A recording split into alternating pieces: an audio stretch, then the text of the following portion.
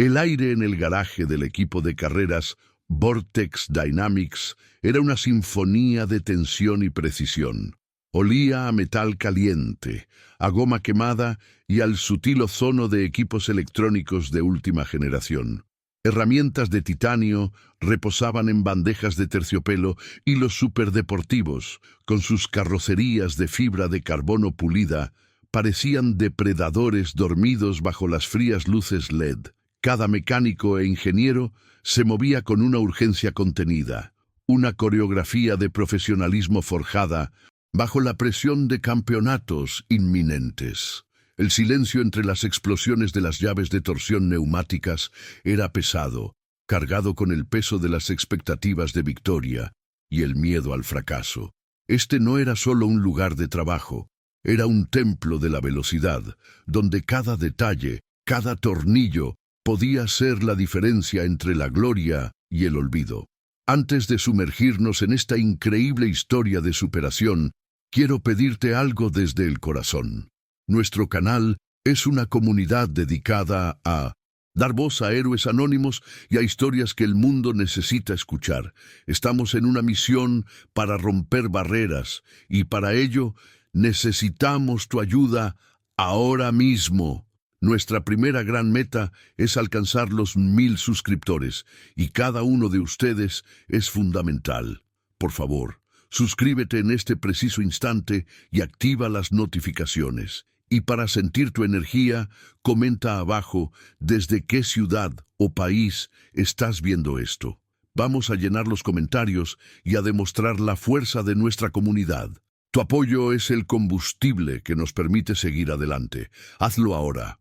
En el centro de toda esta ansiedad se encontraba el Vortex Prime, la joya de la corona del equipo.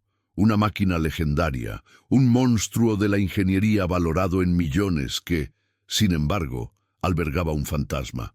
El coche sufría un problema crónico e inexplicable, una pérdida intermitente de potencia a altas revoluciones, un hipo en el corazón de la bestia que ya les había costado podios preciosos. Equipos enteros de 1900. Especialistas con sus portátiles y diagnósticos avanzados se habían inclinado sobre su motor V12, cambiando piezas, reescribiendo códigos, pero el defecto persistía, terco y humillante. Se había convertido en más que un fallo mecánico, era una obsesión, una herida abierta en el orgullo de Vortex Dynamics, un misterio que la lógica y la experiencia parecían incapaces de resolver. Fue en este escenario de alto octanaje donde llegaron Lia y Maya, traídas por su padre, Jonas, dos figuras de 12 años, idénticas en apariencia, pero un universo aparte del ajetreo que las rodeaba. Entraron en el garaje no con la emoción esperada de unas niñas, sino con una calma observadora que parecía fuera de lugar, casi alienígena, vestidas con monos limpios. Varias tallas más grandes que las suyas se mantenían juntas, un pequeño oasis de tranquilidad en medio del caos controlado. Las miradas que recibieron fueron una mezcla de curiosidad, molestia y en algunos rincones un indisimulable desdén. Para el equipo, solo eran las hijas del viejo amigo del jefe, una distracción inesperada en un momento crítico, una anomalía en el sistema perfectamente calibrado del garaje. Lia era la personificación del silencio atento. Para ella, el mundo no era una colección de imágenes, sino un océano de sonidos. Su audición hipersensible, a menudo una fuente de sobrecarga sensorial en el mundo exterior, encontraba aquí un propósito extraño. Mientras los demás oían el rugido ensordecedor de un motor, Lia escuchaba sus complejidades, el sutil zumbido de un rodamiento, la resonancia de una válvula, la disonancia casi imperceptible de una vibración. No hablaba mucho. Su comunicación se basaba en frases cortas y gestos precisos, pues las palabras a menudo eran insuficientes para describir el tapiz sónico que ella percibía. Sus ojos, aunque parecían distantes, en realidad estaban enfocados en una dimensión a la que nadie más podía acceder. escuchando los secretos que el metal se negaba a contar. Maya, por otro lado, vivía a través del tacto y la forma. Su mente no pensaba en líneas de código o en ecuaciones, sino en geometrías tridimensionales. Podía mirar un diagrama técnico e instantáneamente visualizarlo en su mente como un objeto sólido, girándolo, desmontándolo y volviéndolo a montar pieza por pieza. Sus manos, siempre en suave movimiento, parecían tener una inteligencia propia, una necesidad innata de entender cómo encajaban las cosas. Para Maya, un motor no era una máquina compleja, sino un rompecabezas elegantemente diseñado. Su comodidad no residía en las interacciones sociales, que eran confusas e impredecibles, sino en la lógica táctil y la certeza de un engranaje perfectamente acoplado, en la belleza funcional de un sistema mecánico en armonía. Ellas no buscaban aplausos ni reconocimiento, solo el silencio respetuoso donde pudieran demostrar su valía. Su viaje es un recordatorio de que el verdadero brillo a menudo susurra en lugar de gritar, esperando solo la oportunidad de ser escuchado. El amor de ambas por la mecánica era un legado. Jonas, su padre, había sido un prometedor ingeniero automotriz, un nombre que circulaba con respeto en los circuitos profesionales. Sin embargo, tras la muerte prematura de su esposa, abandonó la vida nómada de las carreras para dedicarse por completo a sus hijas. En el modesto garaje de su casa, entre piezas de repuesto y herramientas gastadas por el tiempo, no solo las crió, sino que también nutrió sus mentes, extraordinarias. Nunca las forzó, simplemente les abrió la puerta a su mundo, y ellas entraron con una pasión arrolladora. Él les enseñó el lenguaje de los motores, y ellas, a su vez, le mostraron nuevas formas de comprenderlo, mucho más allá de lo que cualquier manual o universidad podría enseñar. La oportunidad de estar en Vortex Dynamics surgió de una conversación desesperada. Jonas, viendo el potencial inexplorado de sus hijas y sabiendo del problema persistente del equipo, llamó a su viejo amigo, el señor Fernández, el dueño del equipo. No fue una recomendación profesional, sino una petición personal, casi un favor. No habló de genialidad, sino de una oportunidad para que las niñas vieran de cerca el mundo que tanto amaban. El señor Fernández, un hombre pragmático y algo escéptico, aceptó con reticencia, viéndolo más como un gesto de amistad que como una solución viable. Autorizó su presencia como asistentes junior, un título vago que apenas ocultaba su verdadera función: observar y no molestar. El principal obstáculo, sin embargo, no era el fallo del coche, sino un hombre. Ricardo, el ingeniero jefe, era la antítesis de todo lo que las niñas representaban. Con sus 50 años, una carrera condecorada y una arrogancia proporcional, creía firmemente que el conocimiento se validaba con diplomas colgados en la pared y décadas de experiencia. Veía la intuición como charlatanería y la genialidad innata como un mito. La llegada de Lía y Maya fue, para él, un insulto personal, una broma de mal gusto. Las miró no como talentos potenciales, sino como símbolos de la desesperanza del equipo, una distracción infantil en su dominio de seriedad profesional. Su presencia era una afrenta a su autoridad y metodología. Desde el primer momento la burla fue el lenguaje de recepción. No era abierta y directa, sino sutil y cortante. Ricardo, al pasar junto a Jonás, comentó a un colega en un volumen calculado para ser oído: ¿a qué punto hemos llegado? Ahora tenemos un jardín de infancia para arreglar superdeportivos. Siguieron risitas ahogadas y miradas de reojo. Las tareas que se les asignaron eran deliberadamente serviles: limpiar manchas de aceite del suelo, organizar cajas de herramientas que ya estaban en orden, buscar cafés. El objetivo era claro: mantenerlas lejos del coche, reforzar su insignificancia y asegurarse de que todos entendieran que ellas no pertenecían a ese lugar. Eran fantasmas en el engranaje, presentes, pero totalmente ignoradas. Para Leah y Maya, el desprecio era como un ruido de fondo, una frecuencia irritante que habían aprendido a filtrar. Su atención estaba completamente secuestrada por el Vortex Prime. Incluso desde el otro lado del garaje lo estudiaban. Leah inclinaba la cabeza y sus ojos se cerraban ligeramente, no para ver, sino para oír mejor la respiración del motor durante las breves pruebas de diagnóstico. Maya observaba los movimientos de los mecánicos, memorizando cada pieza retirada, cada conexión expuesta, construyendo un modelo mental detallado del coche.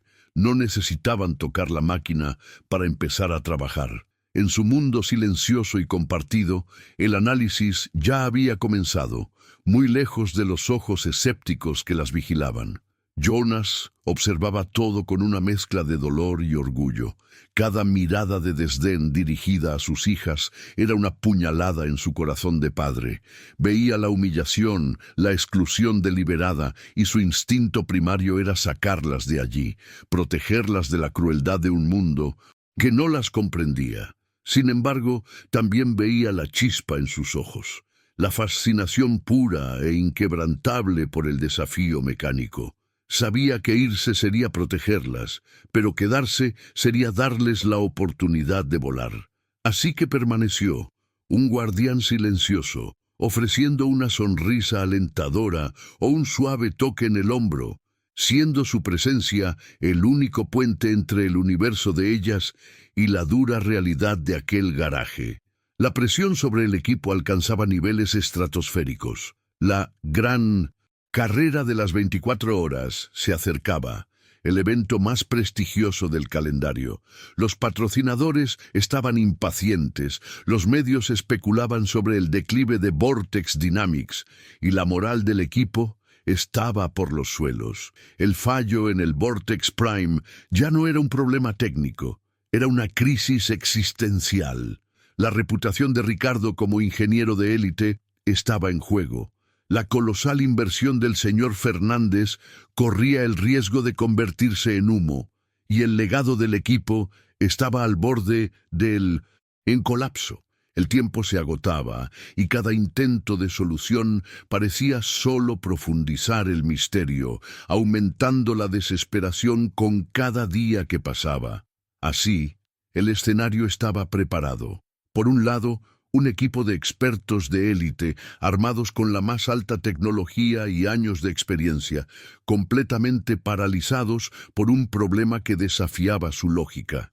Por el otro, en el rincón más olvidado del garaje, dos niñas autistas, tratadas como un estorbo, armadas solo con sus sentidos extraordinarios y una comprensión de la mecánica que rozaba lo sobrenatural.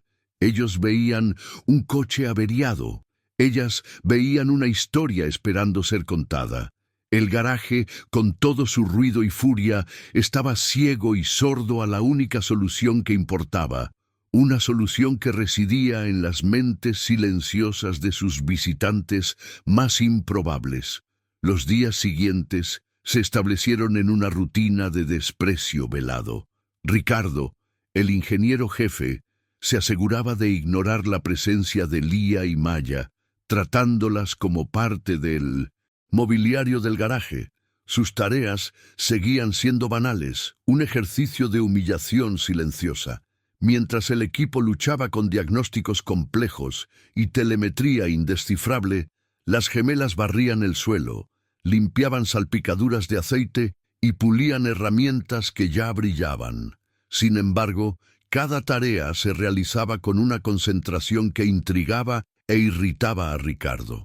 Él no lo veía como disciplina, sino como un desafío mudo a su autoridad, una negativa silenciosa a sentirse disminuidas. El garaje se convirtió en un campo de batalla psicológico, donde el sonido y el silencio libraban una guerra invisible. Mientras sus manos estaban ocupadas con tareas sencillas, sus mentes trabajaban a toda velocidad. Leah, en particular, comenzó a captar algo nuevo. Por debajo del ruido ensordecedor de las pruebas de motor, por debajo del zumbido de los ventiladores y el estruendo de las herramientas, había una frecuencia anómala. Era un sonido minúsculo, casi subsónico, una microvibración que parecía un insecto atrapado dentro del bloque del motor. Para cualquier otra persona sería ruido blanco, indistinguible de la cacofonía general. Para Leah era una nota equivocada en una sinfonía, una llamada de auxilio desde el corazón de la máquina. Aún no sabía qué era, pero sabía que era la clave, el inicio del hilo que desvelaría todo el misterio. Maya, por su parte, encontró su propio tesoro. En un contenedor de reciclaje, entre manuales obsoletos y borradores desechados, rescató un juego de diagramas técnicos del Vortex Prime, una versión anterior que el equipo había considerado irrelevante. Para ella, esos papeles arrugados eran un mapa del tesoro. Los extendía en el suelo limpio de un rincón olvidado del garaje y los estudiaba durante horas, sus dedos trazando las líneas y los circuitos. Su extraordinaria mente espacial no veía solo un dibujo en 2 dimensiones, lo convertía en un holograma mental, una estructura viva que podía manipular, girar e inspeccionar desde todos los ángulos imaginables, buscando un fallo que todos habían pasado por alto. El momento de epifanía ocurrió en un silencio compartido, una forma de comunicación que solo ellas entendían. Durante un breve descanso, Leah tomó un destornillador y con la punta del mango golpeó rítmicamente una encimera de metal, replicando la frecuencia y el intervalo de la vibración que oía. Maya, que estaba inmersa en los diagramas, levantó la cabeza al instante. Sus ojos se encontraron con los de su hermana y, sin intercambiar una sola palabra, comprendió. Su mirada volvió al papel y su dedo se deslizó hacia un punto específico, una unión minúscula en el sistema de admisión de aire, un detalle de diseño tan sutil que parecía inofensivo, pero que, bajo la frecuencia que Leah describía, podría crear un cuello de botella de resonancia catastrófico.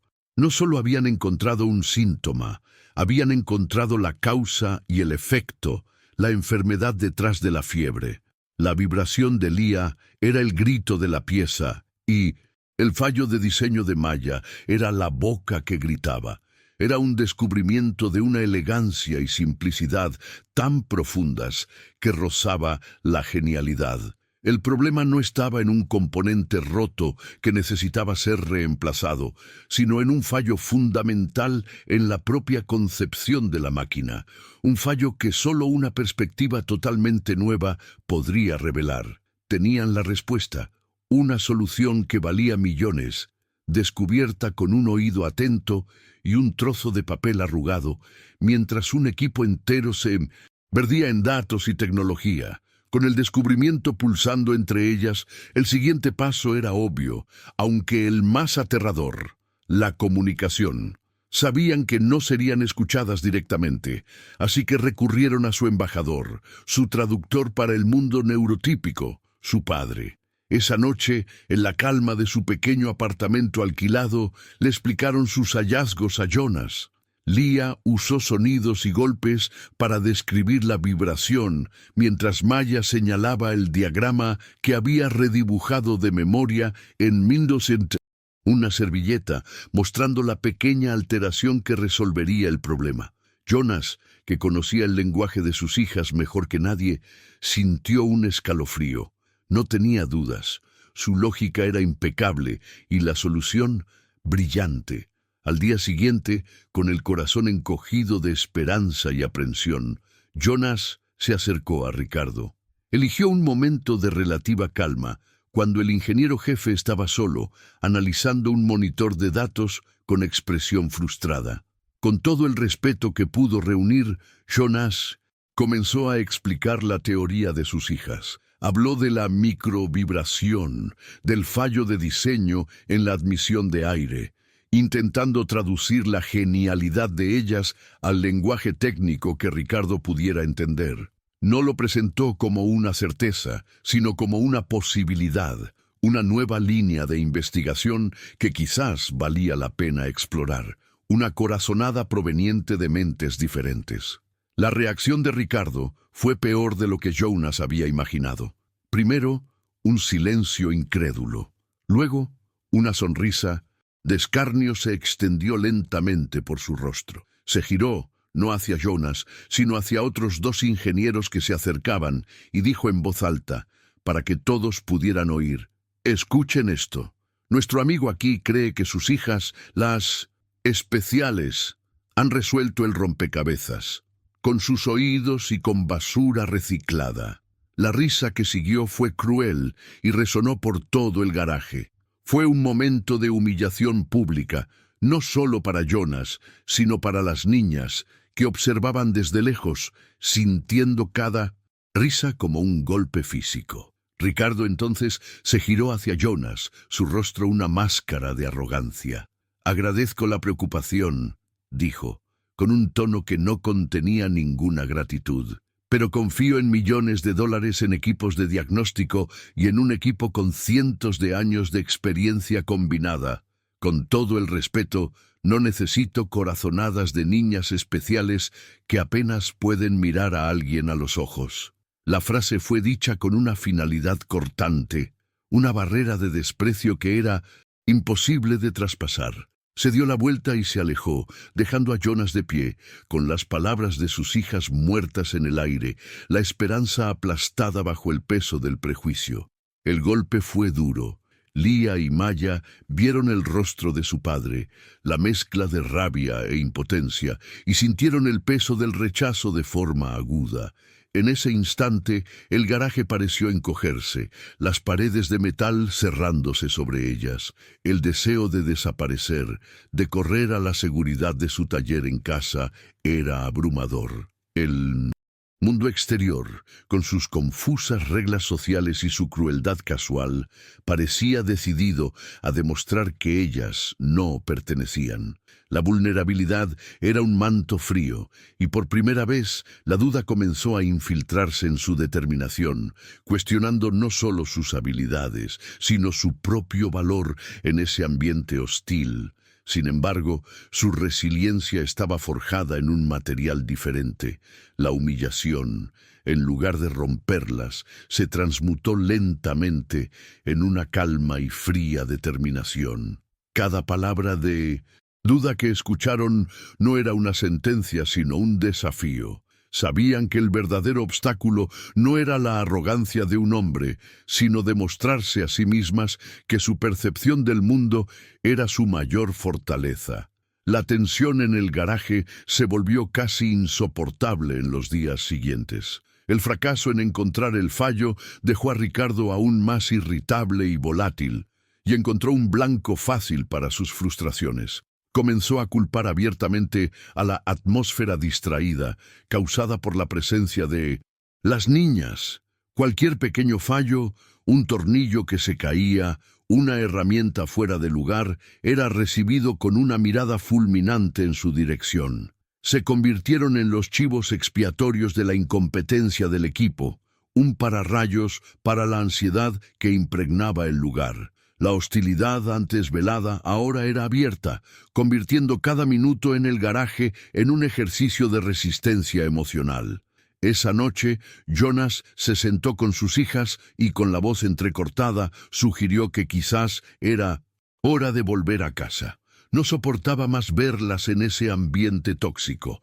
Les dijo que no necesitaban demostrarle nada a nadie, que él ya sabía lo brillantes que eran. Maya, sin embargo, simplemente negó con la cabeza, y Lía, en una de sus raras manifestaciones verbales directas, miró a los ojos de su padre y dijo solo 3 palabras: «El coche necesita». No se trataba de Ricardo, no se trataba del equipo, ni siquiera de demostrar que tenían razón. Se trataba de la máquina, se trataba de resolver el rompecabezas.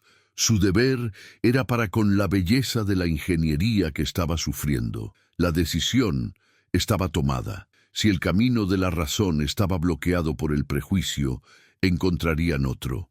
Un plan secreto comenzó a formarse, comunicado a través de miradas y gestos. No necesitaban permiso para hacer lo correcto, solo necesitaban una oportunidad.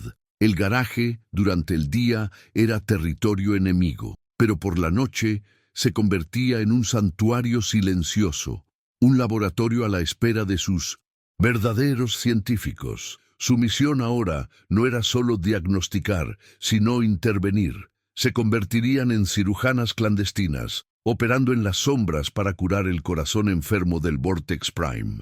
El primer paso fue reunir los materiales. Maya, con su memoria fotográfica, conocía la ubicación de cada caja de repuestos y componentes desechados. Durante el día, bajo el pretexto de sus tareas de limpieza, recogía discretamente lo que necesitaba: un pequeño actuador, algunos metros de cableado de alta resistencia, una placa de circuito que había sido considerada defectuosa. Eran los restos que el equipo de Ricardo había tirado, la basura de un hombre que se convertiría en el tesoro de otro. Lo escondía todo en una caja de herramientas abandonada, montando su arsenal para la operación nocturna que estaba por venir. Lía, por su parte, preparó su principal herramienta de diagnóstico. Sabía que su oído era bueno, pero para identificar la ubicación exacta de la vibración en el chasis de fibra de carbono, necesitaría amplificar y enfocar el sonido. Tomó un viejo estetoscopio médico que su padre guardaba en la guantera del coche para emergencias. Con un poco de cinta aislante y el micrófono de unos auriculares rotos, lo modificó. Lo transformó en un instrumento de precisión, capaz de escuchar los susurros más íntimos del motor. Un dispositivo que unía la medicina y la mecánica, perfectamente adecuado para la cirugía que planeaban. Esa noche, la adrenalina era palpable. Después de que el último empleado se fue y las luces principales se apagaron, dejando el garaje sumido en la penumbra de las luces de seguridad, Jonas las llevó de vuelta. Desbloqueó una puerta lateral, su corazón latiendo con fuerza con una mezcla de miedo y complicidad. Él era el vigilante, el guardián de la misión secreta de sus hijas. Confiaba en ellas implícitamente. Mientras él montaba guardia, Lía y Maya se deslizaron dentro del garaje, dos sombras moviéndose con un propósito que contrastaba con el silencio fantasmagórico del lugar.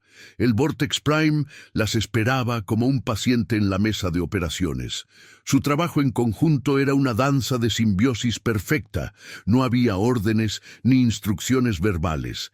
Lía, con su estetoscopio modificado presionado contra el chasis frío del coche, cerraba los ojos y guiaba la mano de Maya con suaves toques.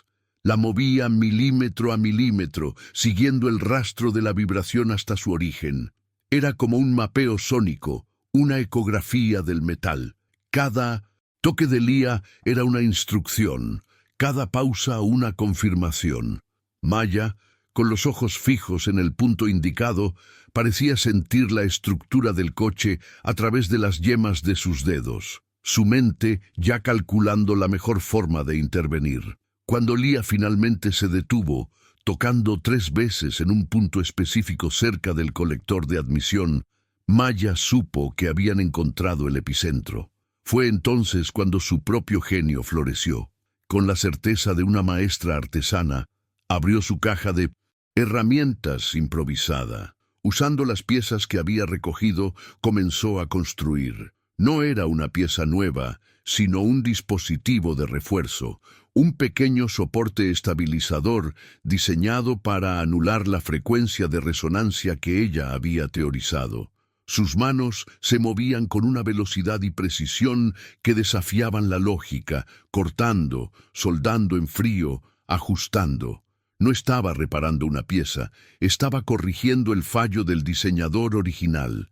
En menos de 1 hora, el dispositivo estaba listo. Era pequeño, casi imperceptible, pero funcionalmente perfecto. Instalarlo fue la parte más delicada. Maya, guiada por los últimos ajustes de posicionamiento de Lía, fijó el refuerzo en su lugar. Era una modificación no autorizada, una cicatriz invisible que curaría la enfermedad crónica del coche. Al apretar el último tornillo, un silencio diferente se instaló entre ellas. No era el silencio de la concentración, sino el de la conclusión. Habían hecho lo imposible. Miraron su trabajo. Luego, una a la otra.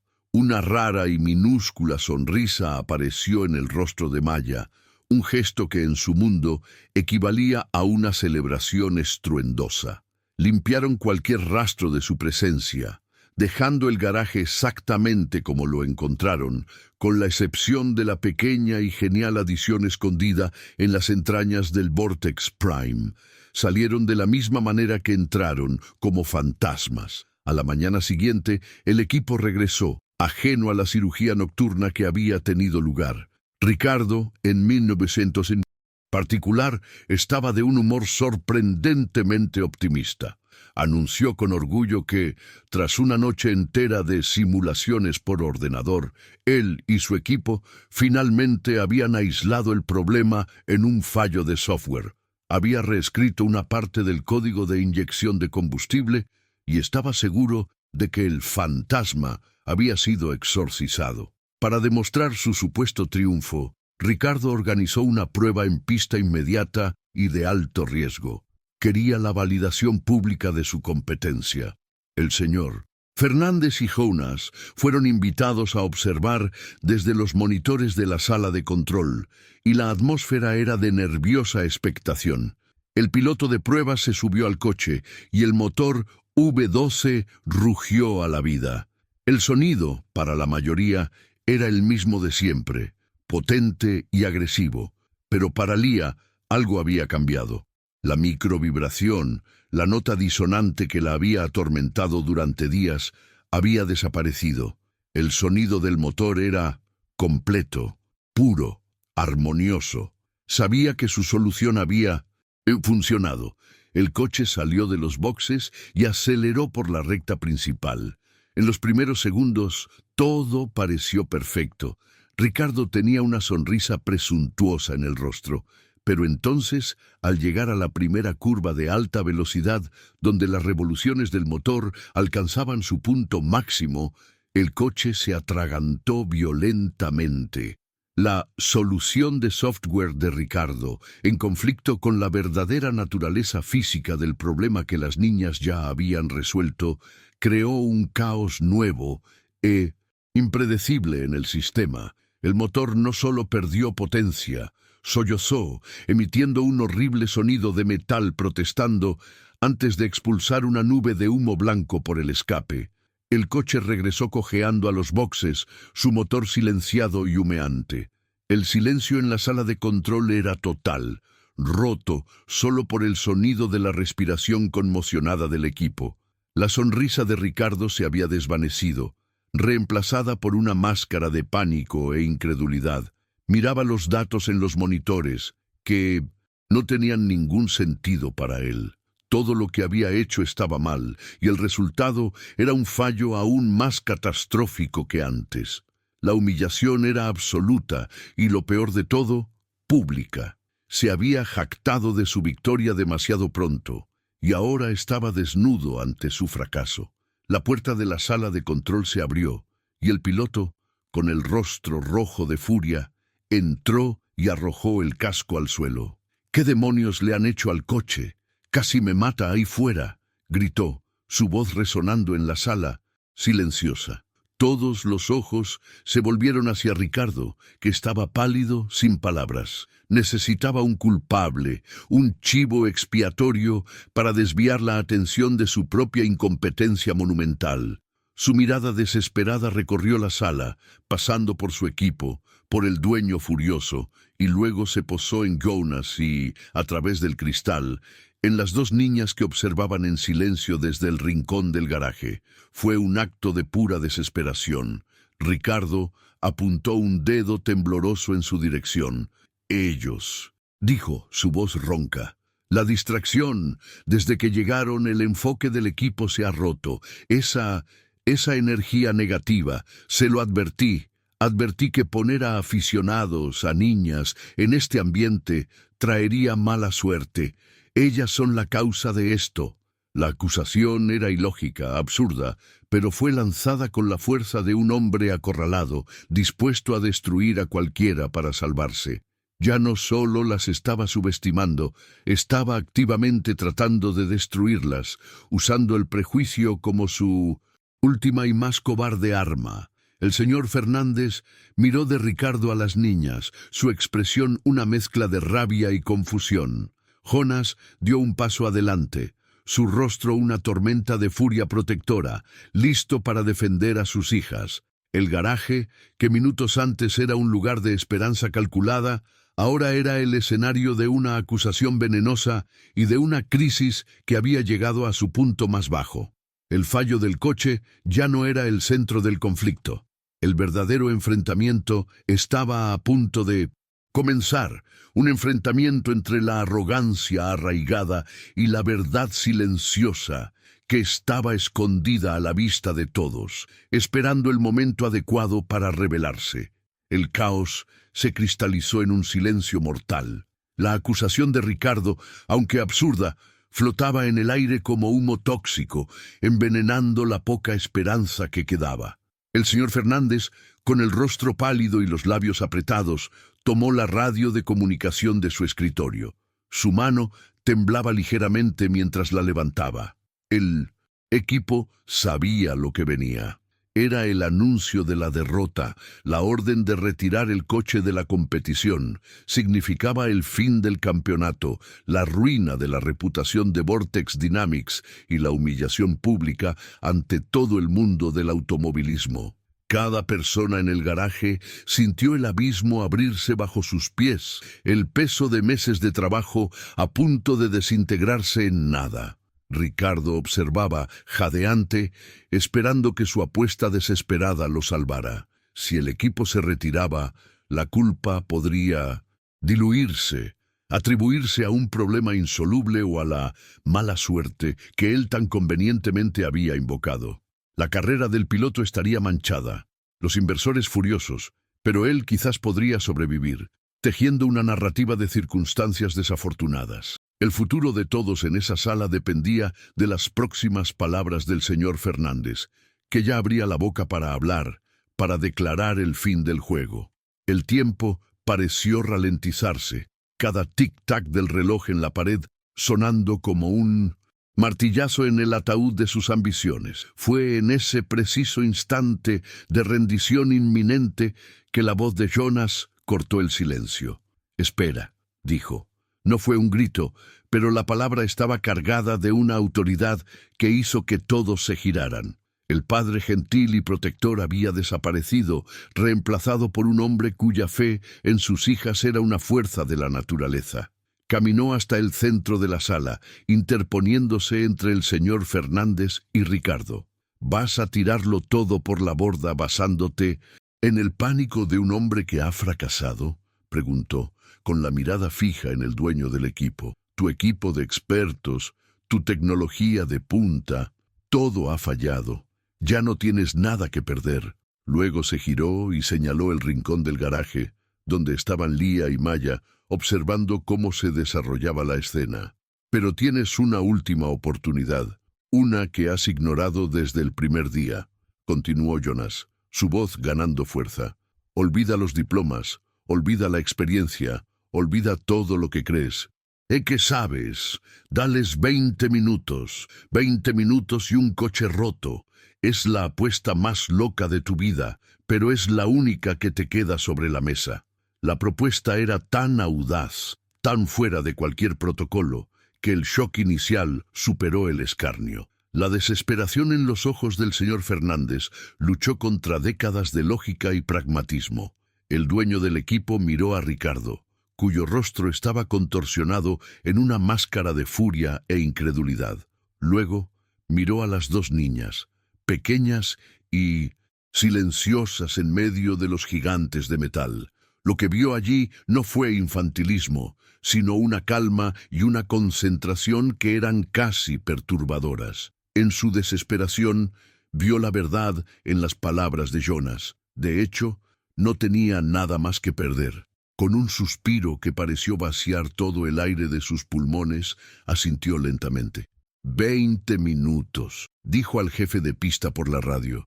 Prepárense para una última reparación, y que nadie se atreva a interferir. La decisión fue como una onda de choque que recorrió el garaje. Murmullos de incredulidad se extendieron por el equipo.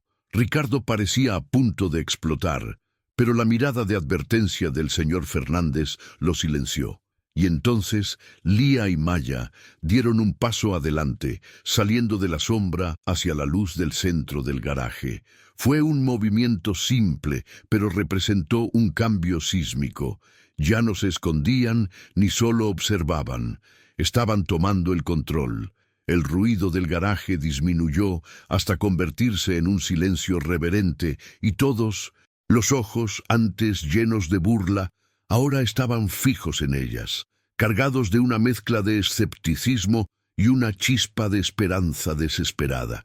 En ese instante, al caminar hacia el coche humeante, dieron el paso final, no para demostrar su valía a los demás, ni para buscar venganza contra quienes las humillaron, sino para honrarse a sí mismas y a su pasión.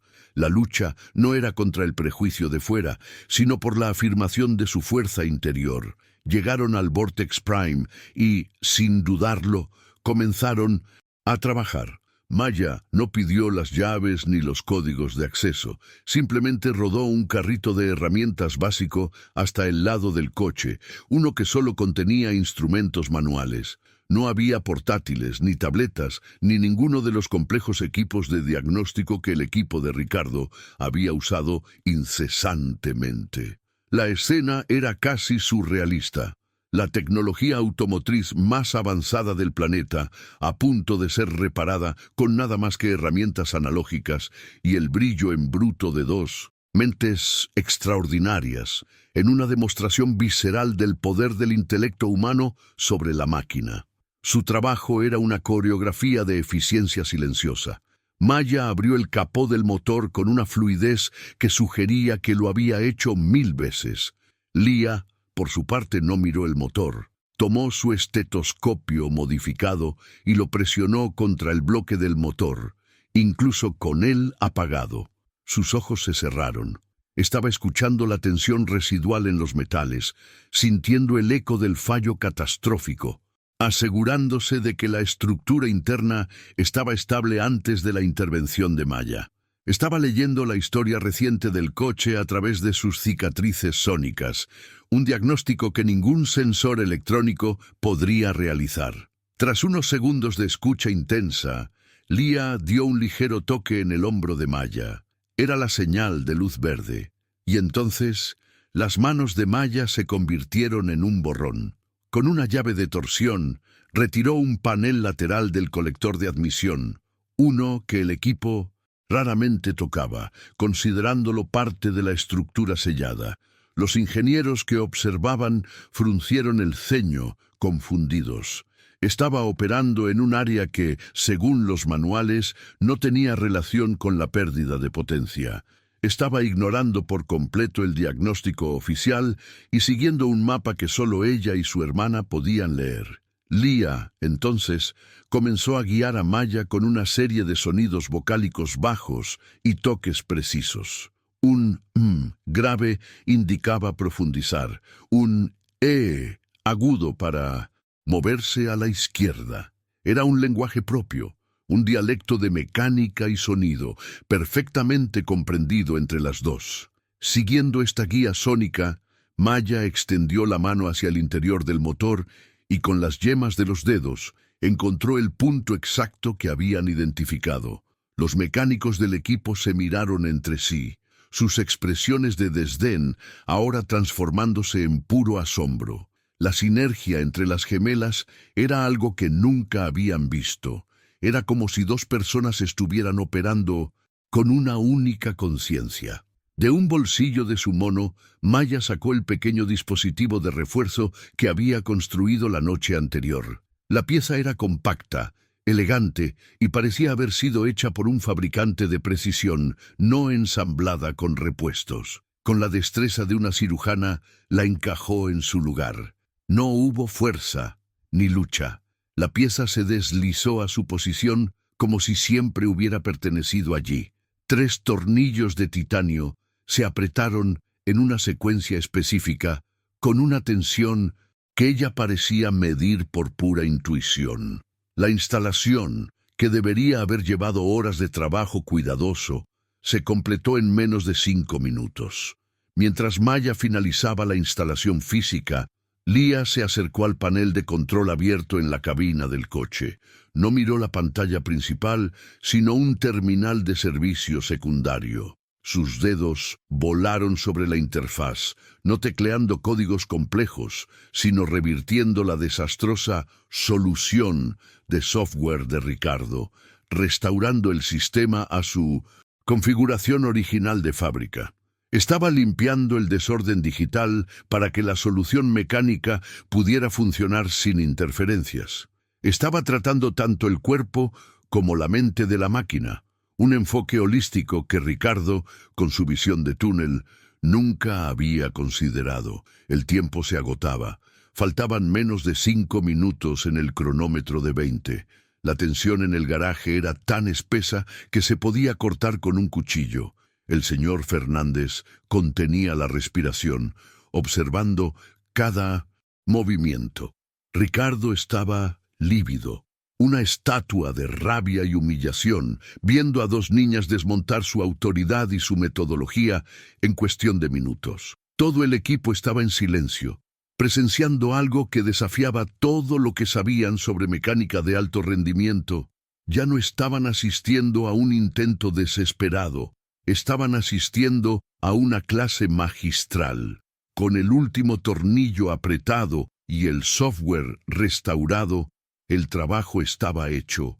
No hubo un anuncio, ninguna palabra de conclusión.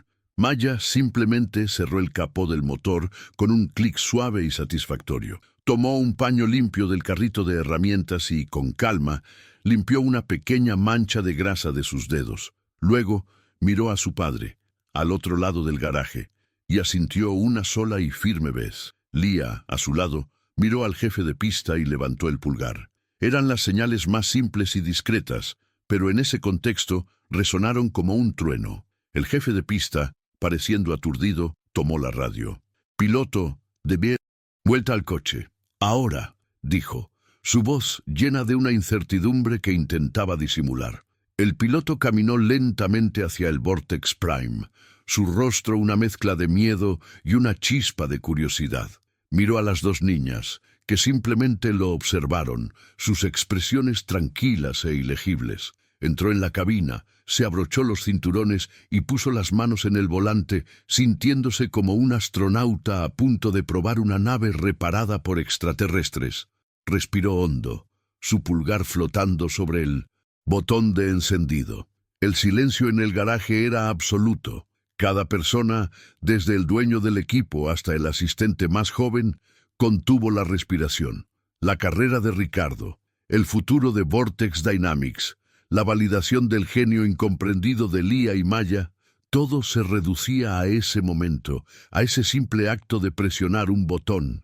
El piloto intercambió una última mirada con el señor Fernández a través del cristal de la sala de control, recibió un tenso asentimiento y finalmente presionó el botón rojo parpadeante. El motor de arranque giró y por una fracción de segundo que pareció una eternidad, el universo entero pareció detenerse, esperando ver si el corazón de la bestia volvería a latir. Por un instante, el único sonido fue el giro del motor de arranque. Luego, la ignición. Lo que explotó del escape del Vortex Prime no fue el rugido áspero y problemático de antes, sino un sonido completamente nuevo. Era una nota pura, profunda y perfectamente afinada, un barítono de poder contenido que resonó no solo en los oídos, sino en el pecho de todos los presentes. La vibración irregular que había atormentado el chasis había desaparecido, reemplazada por una suavidad de funcionamiento que parecía imposible para un motor de ese tamaño. Lia, por primera vez desde que llegó a ese garaje, esbozó una sonrisa genuina y visible. Ya no oía un problema, oía la armonía, y era la música más hermosa del mundo. Con un chirrido de neumáticos, el coche salió disparado de la zona de boxes, acelerando por la pista con una ferocidad que sorprendió incluso a su experimentado piloto. En la sala de control, los datos de telemetría inundaron las pantallas, pero en lugar del rojo de alerta, era una cascada de números verdes y óptimos. La potencia no solo se estabilizó, superó todos los récords de dinamómetro jamás registrados para ese modelo. La voz del piloto, antes furiosa, ahora sonaba por la radio, jadeante y llena de reverencia. Increíble. Está vivo. El coche parece que ha nacido de nuevo. Nunca he sentido nada igual. Ricardo observaba todo, su rostro un lienzo en blanco de shock absoluto, mientras la máquina que él no pudo curar volaba por la pista, respondiendo a las plegarias de dos niñas a las que había despreciado. Los segundos finales de la sesión de clasificación se desvanecían en el reloj. El Vortex Prime entró en la recta final, un borrón de fibra de carbono y determinación. Cuando cruzó la línea de meta, el cronómetro oficial se congeló. Por un momento, nadie respiró. Y entonces el resultado final brilló en el monitor principal para que todos lo vieran. No era solo la pole position, era un nuevo récord de la pista. Y no por meros milisegundos, sino por un margen de casi 2 segundos. Una eternidad en el automovilismo, una hazaña que se comentaría durante años. La genialidad silenciosa de Lía y Maya no solo había arreglado el coche, lo había transformado en una leyenda. El silencio en el garaje fue roto por un único y vacilante aplauso, proveniente de uno de los mecánicos más jóvenes. Pronto, otro se unió, y luego otro, hasta que todo el garaje, incluido el señor Fernández, en la sala de control, estaba de pie en una ovación estruendosa. Pero los aplausos no eran para la pantalla ni para el piloto. Todos los ojos, todas las manos que aplaudían estaban dirigidos a Lía y Maya. Ellas, sin embargo, no hicieron una reverencia ni sonrieron a la multitud. Simplemente se miraron, un asentimiento casi imperceptible pasando entre ellas. El trabajo estaba hecho, la máquina estaba curada. Esa era la única recompensa que les importaba. En medio del ruido, Ricardo parecía estar en su propio universo silencioso de derrota.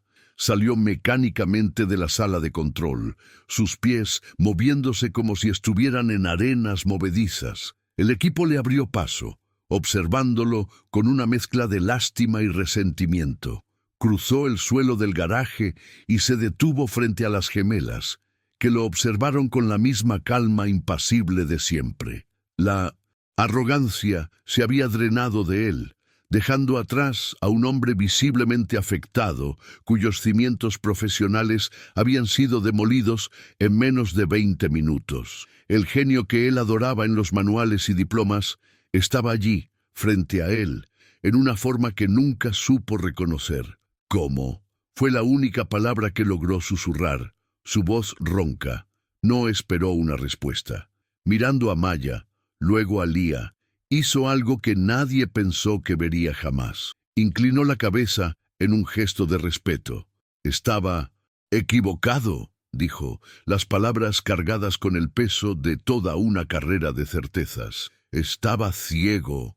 Discúlpenme. Luego, en un acto simbólico que sorprendió a todos, desenganchó de su cinturón su llave de torsión de precisión personal, una herramienta carísima y perfectamente calibrada, el símbolo de su estatus como ingeniero jefe. Se la ofreció a Maya. Esto, dijo con la voz entrecortada, pertenece a una verdadera mecánica. El señor Fernández se acercó, con una sonrisa que irradiaba más alivio que triunfo.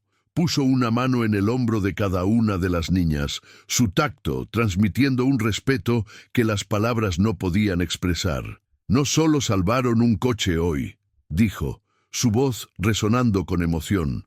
Salvaron a este equipo y nos enseñaron una lección que jamás olvidaremos. Luego miró a Jonas, y el escepticismo de antaño había sido reemplazado por una profunda admiración.